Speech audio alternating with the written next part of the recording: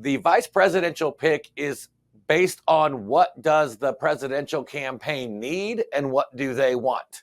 And so it's either demographic, geographic, a policy area of expertise, or basically to unite the party. So I always ask when we bandy about these names, who's bringing something to the campaign or who could bring something to the campaign that Donald Trump wants more of?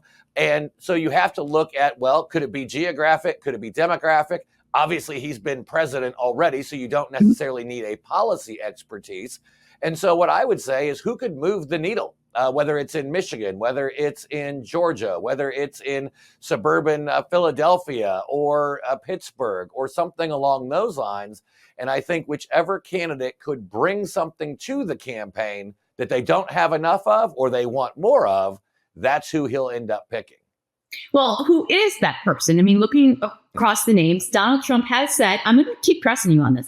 Donald Trump has said that he wants somebody as his vice president who can step into the presidency on day one. So he wants experience. He knows that he's only going to hold the presidency for 4 years, and his vice president is the next person in line to lead the party. So with that said, should he go for a MAGA loyalist like a J.D. Vance, who is not very different from Trump policy-wise? He will take the America First movement forward. Or should he go with somebody like a Marco Rubio, who's got the experience? He's been a senator. He ran for president in 2016.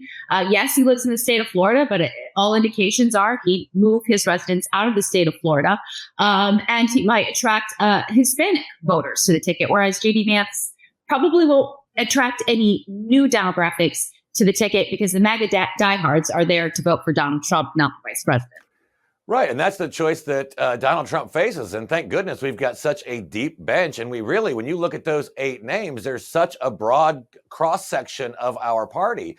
And so basically it's going to fall to the president. Does he think that a Marco Rubio or a Tim Scott could move, or a Ben Carson could move the needle with growing communities of color who are coming across, you know what, I can't afford life under Joe Biden. I want to go back to those policies that work. Or could you go with an Elise Stefanik, who could literally try to move the needle with women, suburban women, moms who are struggling paying for groceries and gas prices amongst all the other things they're dealing with? And so those are the kinds of things that I think the campaign that ultimately Donald Trump will look toward. You also have obviously great choices like a J.D. Vance. You have a Doug Burgum who brings executive experience to the table, can also cut pretty big checks. So there's a lot of great reasons why each one of these people could get it. Ultimately, it's going to be the president who says, who do I want to work with? And who can help me get across the finish line so we can actually get the chance to work together in the White House. Yes, and actually be loyal to his agenda and not try to subvert him along the way in terms of accomplishing his policy goals.